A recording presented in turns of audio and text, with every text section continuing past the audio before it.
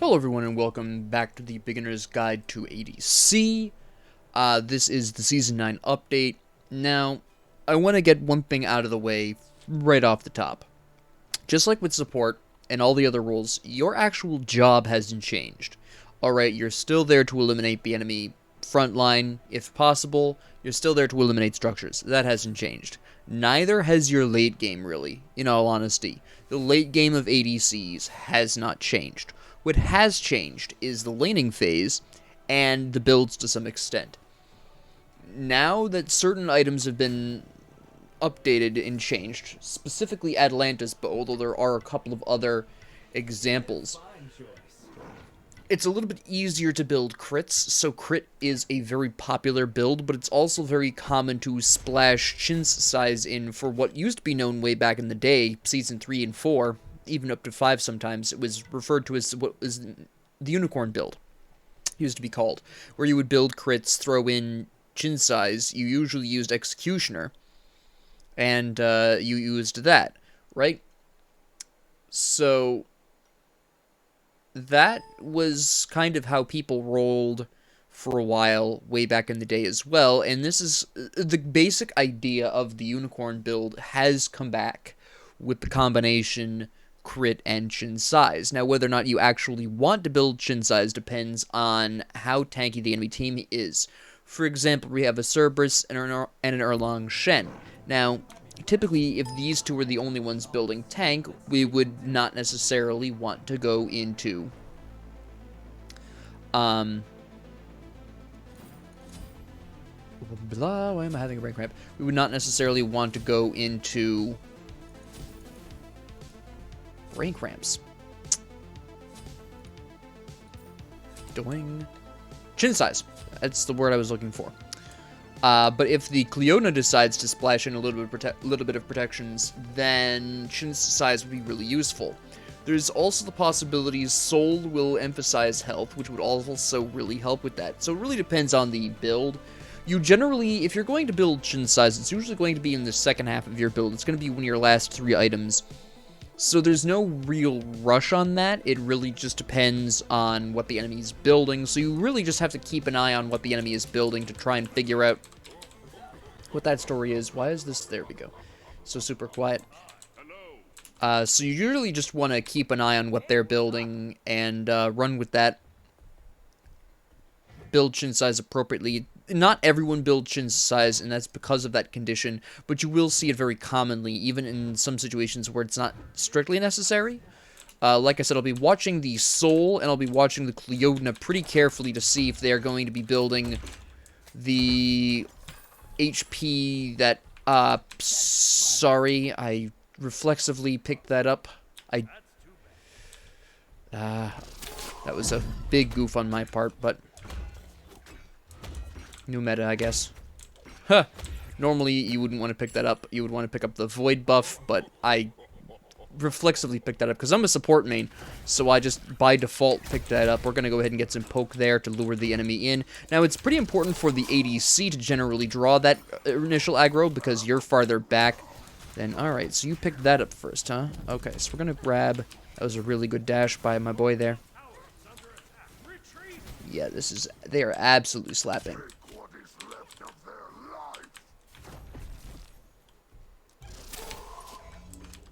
Okay. Grab this now. Ooh, that was close.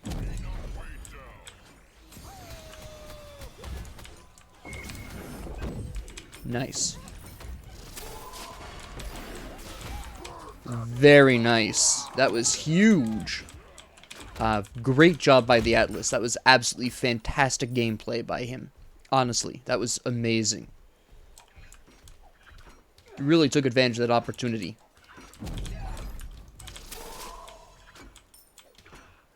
Ah, shoot, I missed that. I would have liked to have hit that.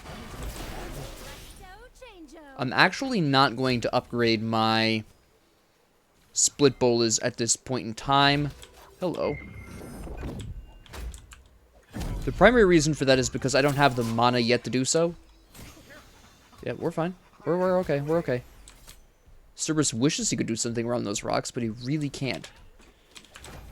I thought for sure she was going to go for me with that, to be honest.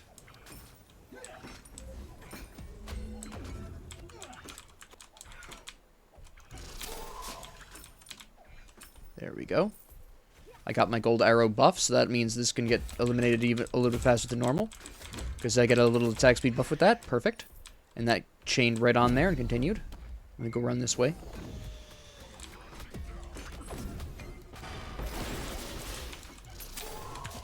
And she does. Fantastic work. The Atlas right on his game as usual.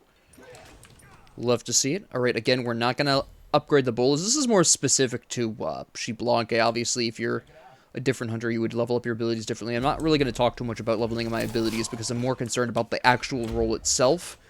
Your early game will be decided by quite a decent bit by how good your support is. I have an amazing Atlas here, so I'm really able to start slapping. He's actually, not only that, but you'll notice that he backs off when they get low on health so I can get the kill. It's absolutely fantastic. We're going to go ahead and leave the poison back there. We're going to go ahead and dash in here to help him out. See, notice he backed off. That's absolutely exquisite. I'm glad I decided to do the beginner's guide to ADC after the support, because you can really see this really beautiful support work by this Atlas here. Now, one of the changes that you may have noticed is the camps available to... Actually, it's worth taking the 1 level in ults. The changes in the camps in dual lane. I'm going to talk about those in a bit, but that... You'll notice that the Draugr has been swapped out for just Harpies. This just generally means more golden experience overall. Oh. Alright. Nope.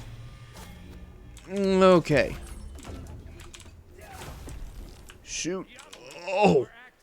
And now the obelisk is active. These guys drop a guaranteed Lotus, so you are going to want to pay pretty good attention to those. You want to be trying to get those whenever you can.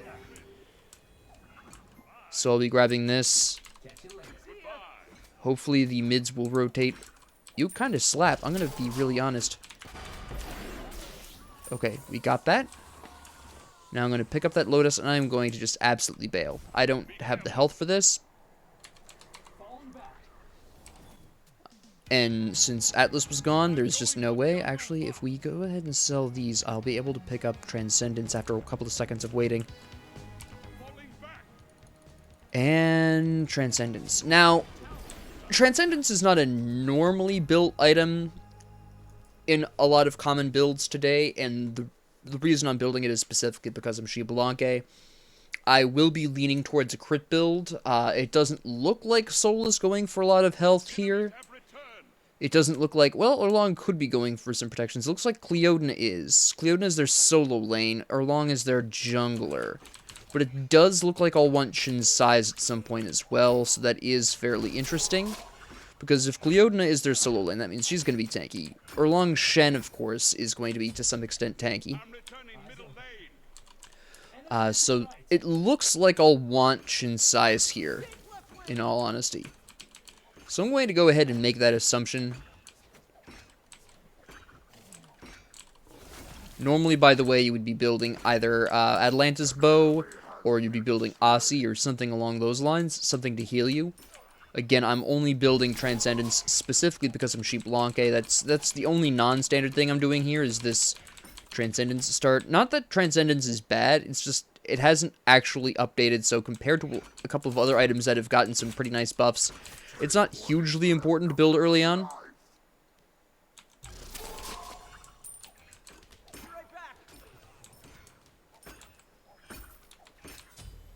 So we're just going to go ahead and clear this out over here as well.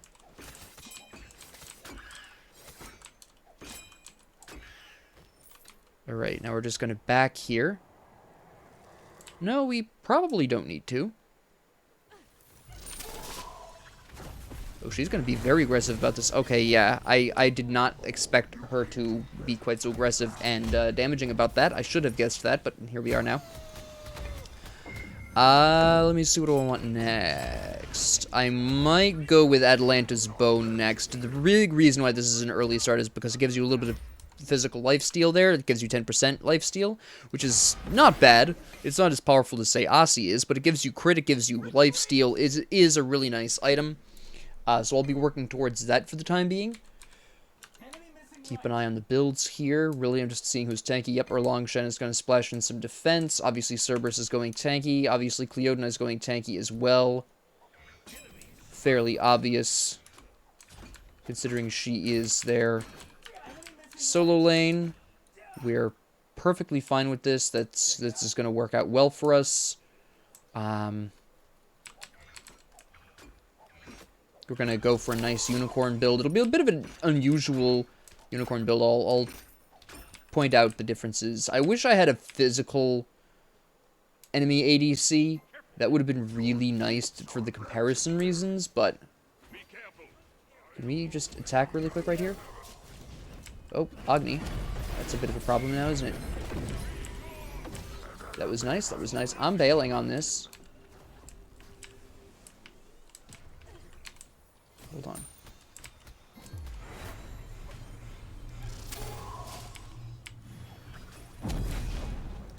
This Agni is absolutely 100% going to kill me. The soul almost did.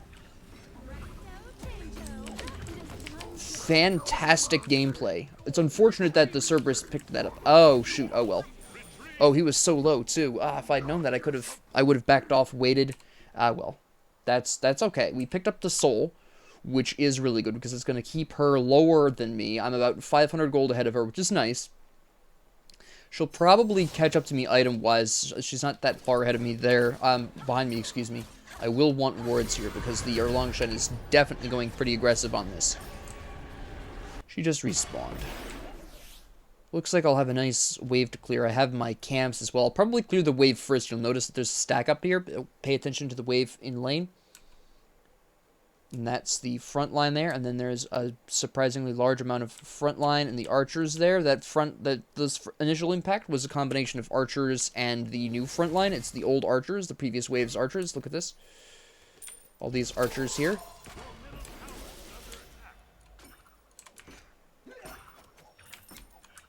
And off we go. Just gonna go ahead and clear this. Hello. What are you doing? Step Soul. Oh, that might have been Cerberus over here. We're going to go around this safe way.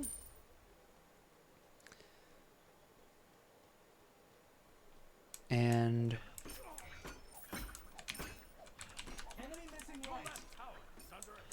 we have enough for Atalanta's bow, which is nice.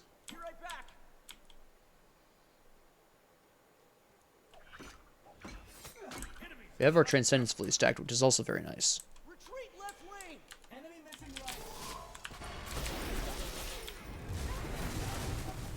See, now you've done goofed. Yeah, that was not good for her. She whiffed most of her ult. I got some huge shots off on her. I don't know where Cerberus is, which concerns me a little bit. There's Cerberus. Alright.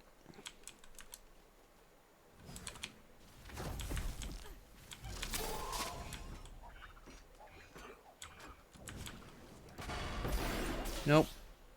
Sorry. Not today, Zerg. Okay. I think this is a high-risk situation for me, but I'm going to have to trust you.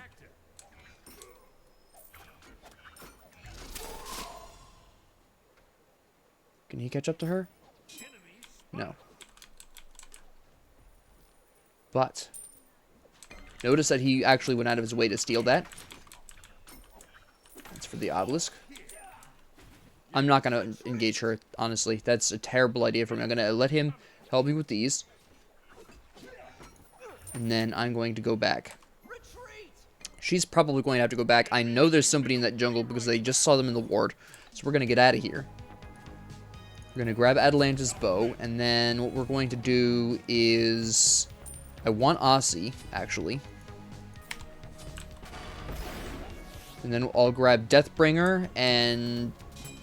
Chin size. No.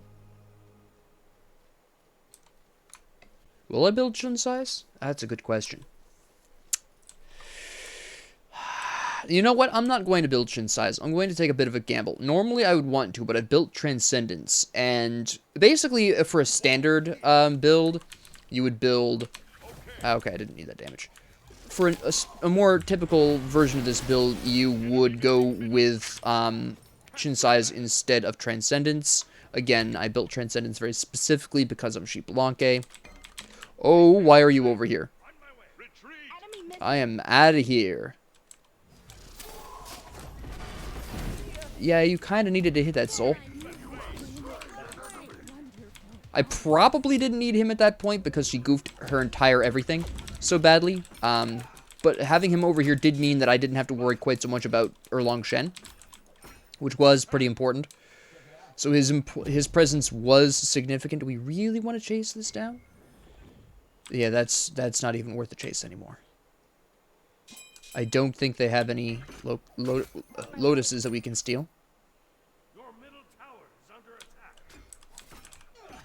Alright, now notice that the circle here... Oh, hi, yeah. Yeah, we're gonna gank this. Agni's over here? They're trying to steal our... Peekaboo. Oh, I timed that beautifully. Oh! Oh, that was fantastic. That Ra totally just saved my life right there. Yeah, we probably shouldn't. I don't need my split bullets right now.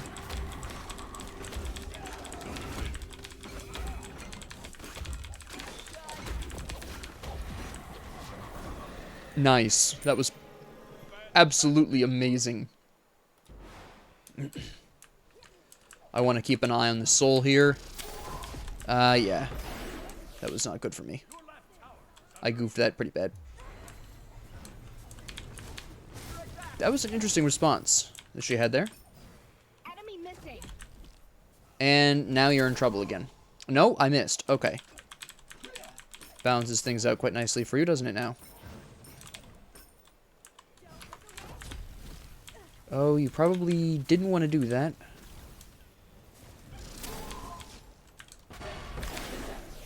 Okay, I'm just trying to poke her out right now. For my next Phew, okay. on my way. Oh, hi, Agni. Nope. Nope. Oh, he is so desperate to kill me.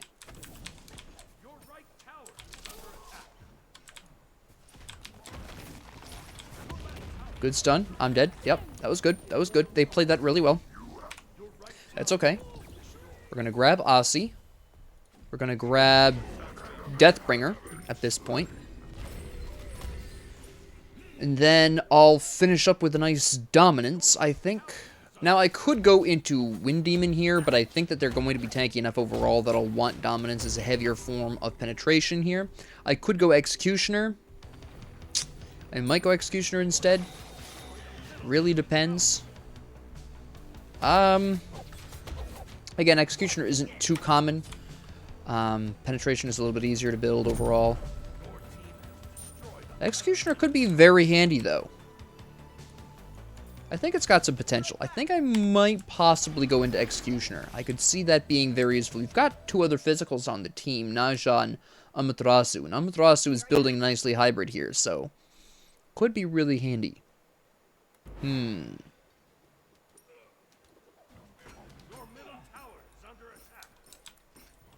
Okay.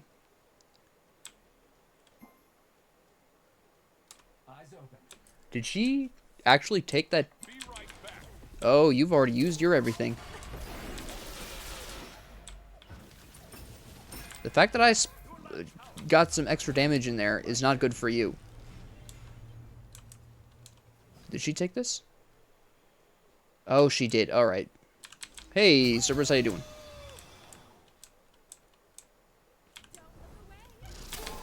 Enemy missing. Yeah, enemy missing does not matter to me right now.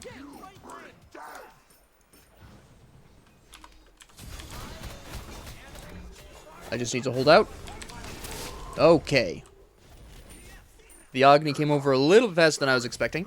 I thought I would have a little bit more time than that. I underestimated how quickly he was making tracks. What am I going to want here? We don't want Malicious Deathbringer on Shibalanka because his first ability doesn't have cooldown, so we're just going to go with the Envenomed one. Yeah, that should be fine.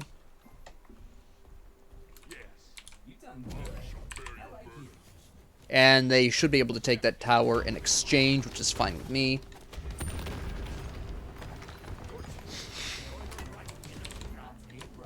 I mean, the Cerberus is not doing as well as the Atlas. The Atlas is doing really well here.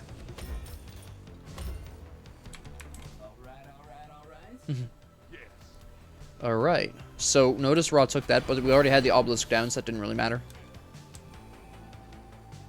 Now, at this point, I'm going to kind of be looking to rotate around a lot more than you would last season. But otherwise, you're pretty much sticking with the same strategy here overall. You just are going to want to float around a little bit more actively in the jungle.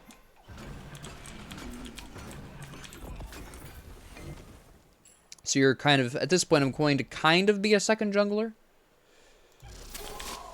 Take middle lane. Alright, let me grab my buff really quick. And my Harpy, I think. I am very ahead of Soul. Wow. Alright, now I'm gonna come over here. That's unfortunate. If they can pick up the Soul, that would be huge. Oh wait, I forgot that's not our Agni.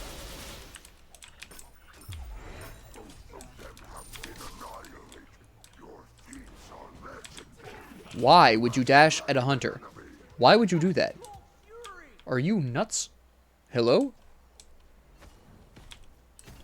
Is Agni okay? I'm gonna go ahead and start clearing these out. Let me really quickly clear this for primarily the healing and experience. And then I'm gonna start up on the... Wait, let me grab this really quick. Okay, good.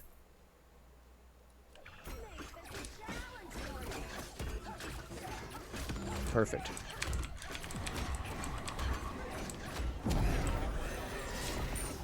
Now, I've decided I'm not going to go for Executioner because I would probably overcap my attack speed when under the effects of the Gilded / Diamond Arrow. I'm sorry, not the Diamond Arrow, the Ornate Arrow.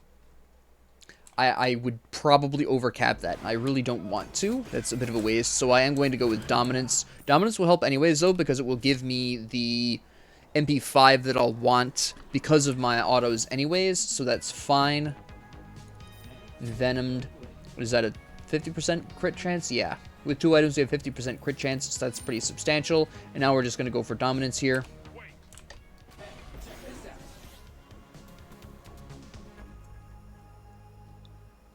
Two in mid, huh? Alright. I'm not sure what they were doing there, but okay. Obelisks are about to come back up. Thanks. Okay. There's a huge wave over here I'm going to want to clear before I do my camp. Oop.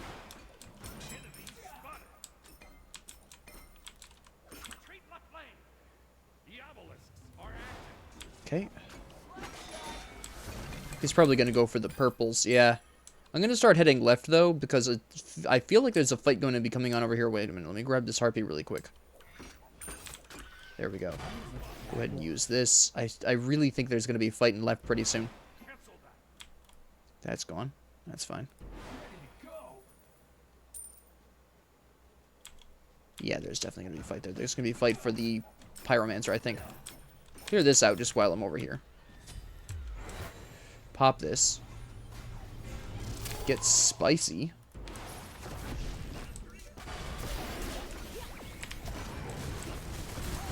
Okay. I almost took out Agni. Naja came in to just pick that up for me really nicely. Excellent. Looks like Cerberus died. Okay, they're going to take Soul as well, and that's definitely Cerberus dead. Excellent. Excellent. They need to take the Fire Giant. They really need to take the Fire Giant. I need Dominance.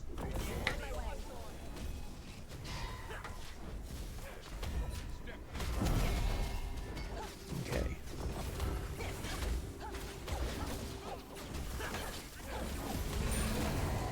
There we go. There we go. Absolutely fantastic. If they can take Pyromancer, that'd be even better. You know, I probably would have lived through the battle, that last fight, if I'd, you know, actually used my stuff here. I'm going to want chaotic beads here. As nice as temporal beads are, chaotic beads are just way better for my boy here. Actually, hold on. I'll go ahead and go into Ornate Arrow first. And then I think I'll go into Greater Purification at the very least. For now. That'll help me have them up more often. And now at this point I'm just going to be farming for gold.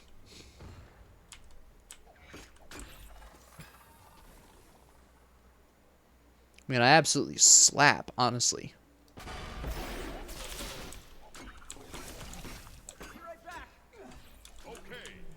And then we grab this. I'm going to go ahead and grab the thing here.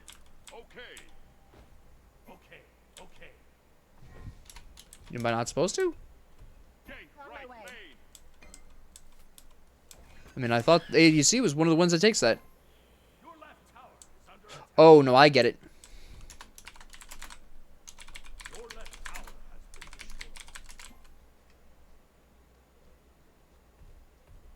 Don't you worry about that, Atlas. I see what his point is. If I'm not close enough to the enemy, it won't shoot. That is what his concern is. But honestly, that's fine. I prefer to be on the back line. Gives him a little bit of extra edge. Especially since, as you've probably noticed, I'm a very aggressive Xbalanque. I tend to use my dash to enter fights for a lot of extra damage. Just because of how it works. Just a quick point out there. Anybody who's poisoned takes additional 30% damage from that.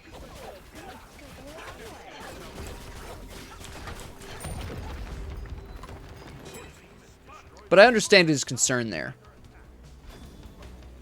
You gonna pick her up or nah? Okay.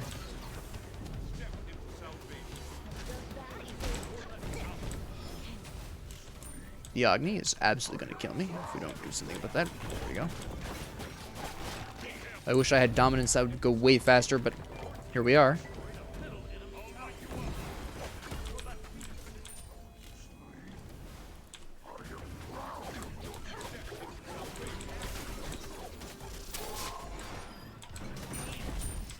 Not even a problem. Wow, that was fire. We just win right here.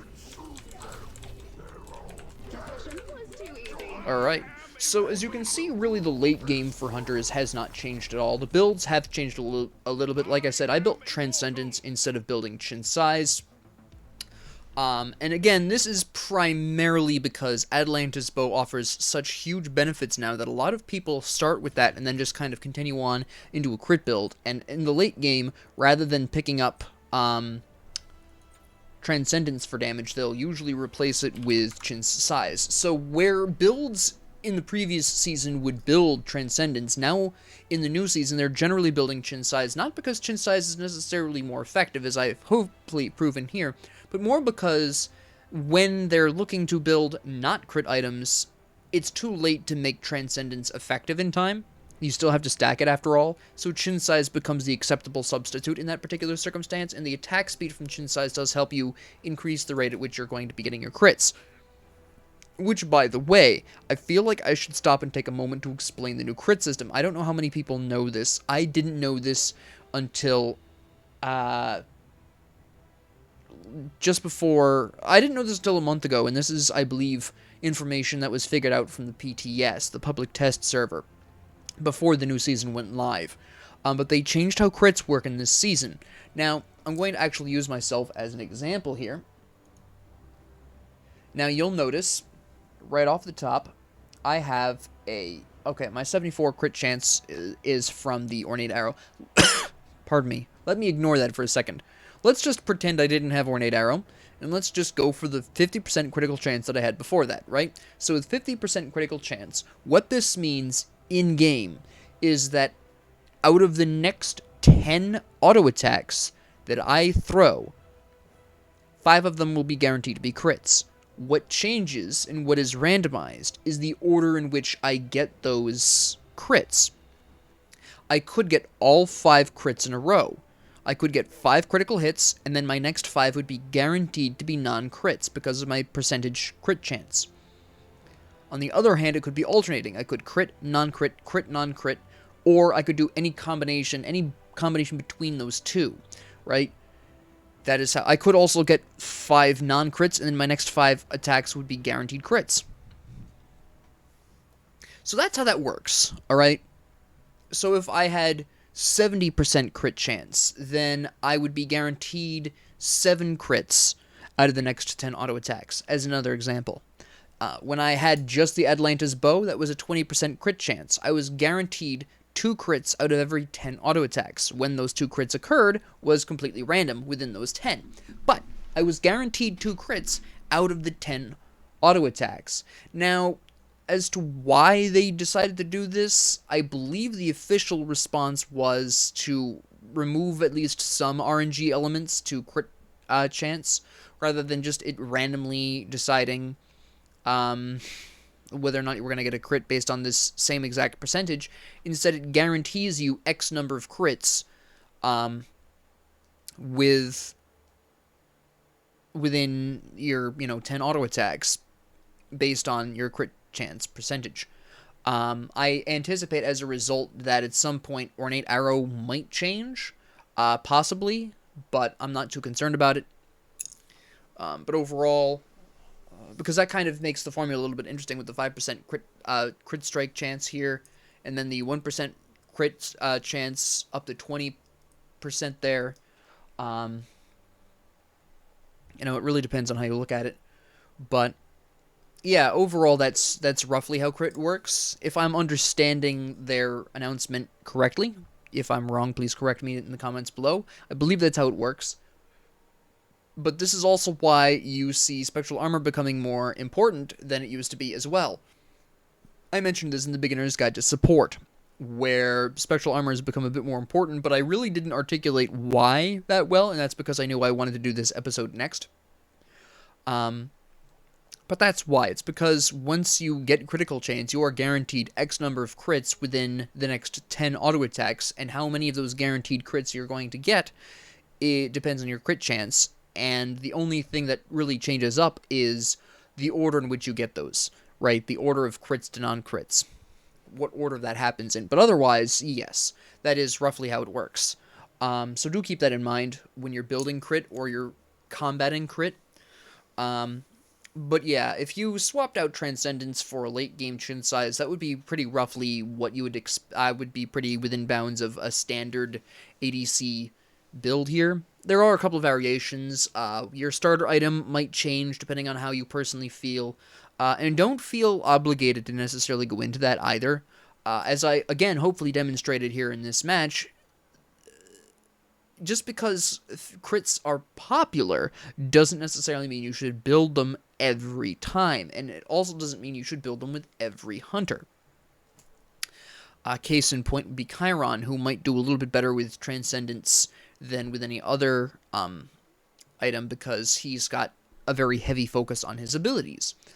Same thing with Neith, as another example. And maybe you would want to emphasize crits a little bit more than chin size with Hou Yi. Actually, let me go into Hou Yi so I can actually show you why. But I want to talk about some variations that you may want to consider at the very least when playing hunters. Now, I went into the Transcendence for Xiblanque, and I was going to go into the Dominance for the Xiblanque because Branching Bolas costs a decent amount of mana per shot. So having the MP5 in the mana reserves is basically required. But let's talk about, say, Chiron, who might not necessarily want to go into crits because we've got Training Exercise, 80% of your physical power. We've got Masterful Shot, 80% of your physical power. Giddy Up, 50%. Right? With bonus power on his auto attacks. Absolutely fantastic. Can he still use crits effectively? Absolutely. Absolutely. Actually, there is... if they allow me to look at it here... Yes, Malicious Deathbringer is actually really incredible on Chiron, because successful crits get you 1 second less on all of your abilities, except, of course, your ultimate, but that's fine. But that's really fantastic, right? That's just a really delightful time. So, yeah, that works really well in his favor, and the Wind Demon is also really nice for the penetration and attack and move speed buffs, which is, you know, fairly handy. So, can he use crits? Yes. Same thing with Neith. She's got a lot of ability damage, but this increases her attack speed, so you can really turn that into, again, even more crits. You can turn that into extra chin size damage by getting, you know, more shots off. So there's that. But let's talk about a different example here. Let's talk about Ho Yi. Now, Mark of the Golden Crow increases the damage you're doing by every 10% of the enemy's missing health. So he actually does really well with this new build type, right? Because you've got chin size, which, by the way, chin size is pulling anywhere from 3 to 5% of the enemy's health. So in anywhere from 2 to 4 shots, you're bringing that down by, well, assuming they have low protections, you know, it would be more likely to be 3 to 6 shots in real life. That you would be bringing them down 10%, and you would be doing an extra 7% damage to your shots, and that's an extra 7% including crits, so your crits hit harder. So out of all of the hunters available, Ho Yi probably can use this build. Well, let me rephrase that. In my opinion, Ho Yi can use this build a lot better than other hunters. A lot more effectively. It's a fantastic meta for Ho Yi as a result of that. Jing Wei, with her explosive bolts, just getting a crit chance, not only loves crit chance, but she can actually very likely get away with building less crit items if she really wanted to. That's totally up to you and your personal decision. Maybe you want to really emphasize the crits instead and just forego chin size. Maybe you want to go with Transcendence so you can really get extra, you know, damage out there for your crits and then focus a little bit more on crits. You've got a lot of options, but Jing Wei is really strong here as well. Apollo leans a little bit more into chin size in my opinion because of Audacity. Yes, obviously he can still use crits really well, but I really feel like the double speed auto attacks, technically speaking, are just really lend themselves well to chin size. You know, more penetrate builds like Oboe. On her, of course, he's got Enfeeble. It's a physical protection debuff. The only real thing that I tend to go with on her is I tend to use Executioner on him because that really accentuates his passive really well. That percentage penetration does it because this physical protection debuff occurs before the percent penetration does. So it's like you're only using your penetration on 20 less of their protections, but if you use Executioner takes effect first, and then this takes effect, so it really just winds up not affecting your percentage protection reduction from Executioner. So other than recommending Executioner on her over such things as like Dominance, that would be really my only piece of advice, is try and use Executioner on her. But he also does really well with crits. I actually don't often build chin size on her, so the boost to Atalanta's Bow is a really nice buff for him because you get the damage buff for Shifting Sands. That obviously includes good old crits, whereas it doesn't include chin size, I don't believe, because I don't believe chin size is boosted by this. Correct me if I'm wrong, but it wasn't way back in the day. But anyways, he does really well with crits as well because he is getting the damage buff. Chernabog, same kind of thing, except I do feel like he really benefits a lot from crit builds. I'm sorry, not crit builds. From Transcendence, because obviously his passive is going to do more damage in that context. But he also does really well with chin size for the attack speed here. You can generally get the idea of where I'm going with this. I'm not going to cover anyone else because you definitely can walk away with the general gist of this. And what you basically want to do as an ADC, and how you approach this is up to you, but you basically want to go for the standard Unicorn build, and, you know, go for Atlantis Bow, Deathbringer, Chin Size, either Dominance or Executioner according to your preference, and Dasi, and the starter item of your choice, and then see which part of your damage output is really being emphasized. Is it the crits, like it would be with On Her, or Ho Yi, or is it the Chin Size, which would be really emphasized with, say, for example, Charybdis or Heimdall, or even Artemis, right? So it really depends on how you want to build, but you're basically going to be taking that base build, basic Unicorn build, which, let me really quickly construct for you. Who have I played with recently that I haven't... Uller, are you clear? No, but I need to clear you out anyways. Yes, that's Old Hat. So I'm going to leave the starter alone. We're going to just put in the Gilded Arrow just for kicks, right? So we're just going to go ahead and pretend that... yeah, we'll go with Gilded Arrow and pretend. So you would generally want the current, like, rough default most common build. And I'm going to go ahead and run Dominance here because that's a little bit more in line, and I'll explain why. And then you want... I will go ahead and assume Envenom Deathbringer just for kicks. And then finally this. So this is generally what I would call the standard build for ADCs in the current meta. Now, again, everyone plays a slight variation of this, but this is the baseline. And if you're trying to figure out how you want to build as an ADC main, start with this, do a match or two, maybe even 3 matches with this exact build, not necessarily in this order, although this is roughly the order you'd want to think about. I've got Dominance too early in there, that Envenom Deathbringer. Can we adjust that, actually? Can we? No, hold on, there we go. No, typically people play Chin Size after that. That's typically the order of items. The starter item isn't hugely important. Use your favorite there. But the rest of the build is pretty standard for what is the most popular build right now for ADCs. Again, there are minor variations depending on how you personally play and who you're playing as.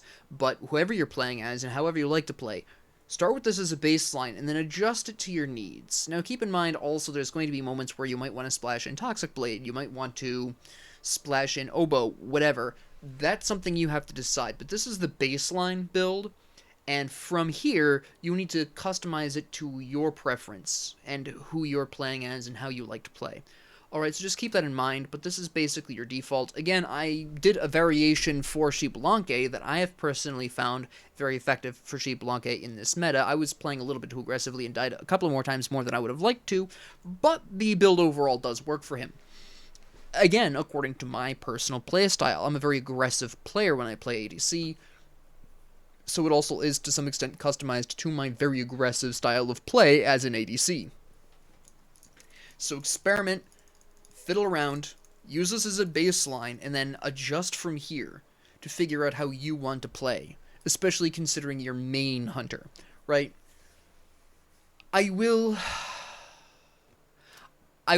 mention, and the Soul emphasized this if you look at her, if you go back and look at her build, Magic ADCs haven't changed that much. A lot of the auto attack items have not really substantially changed, so you still build Magic ADCs pretty similarly. The only real difference for Magic ADCs, I'm actually going to pull up Soul as an example just for kicks.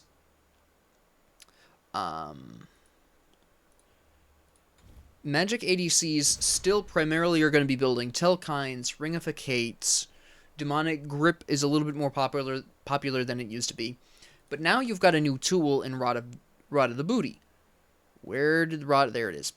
Now you've got the Nimble Rod of Tahuti, which gets you extra attack speed. Beyond this, there's really not much that's changed in terms of Magic ADCs. So however you built in Season 8, it's a very similar build in Season 9. You're just building the Nimble Rod of Tahuti at the end there, or at least in the second half of your build. You don't want to be building Rod of Tahuti in the first half of your build, and the reason why is, first off, it is insanely expensive at 3,000 gold.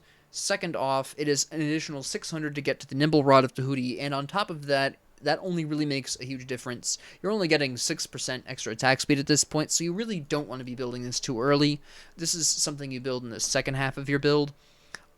That's really all I can advise on that. But that's really the only difference in Magic ADCs. So that's why I also am not going to be doing a video on Magic ADCs, updating for Magic ADCs for the beginner's guide here, because they build this almost the same as Season 8. Again, they just build the Rod of Tahuti, the Nimble Rod of Tahuti, and that's about the only change. But they play, in terms of playstyle, they play very similarly. And now finally to address why Dominance is a little bit better for Hunters than Executioner. And I've mentioned this before, but it's primarily for tower reasons. Towers and Phoenixes aren't affected by Executioner. Executioner does nothing for you when dealing with Phoenixes and towers. Dominance does.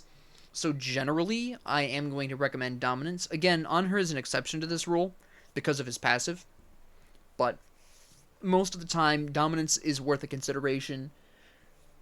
Executioner really helps your team out in team fights, but does really very little for you in terms of taking structures. It depends on your team comp. It depends on who you're playing with, and that's all something you just have to learn as you play and decide for yourself as you go along. But I hope this really clarified how ADC has changed in the new season. Not a whole lot. The early game, you're a bit busier because you've got to deal with those locusts. Not the locust camps. The lotus camps. You've got to grab those as often as you can. And the build has changed, but otherwise not really much else for ADC has changed. So I hope you found this helpful. If you liked this, please like and subscribe. If you didn't, please ignore me. If you have any comments, questions, concerns, ideas, suggestions, or requests, please leave them down in the comment section below. And thank you all very much for joining me, and have a great 24 hours.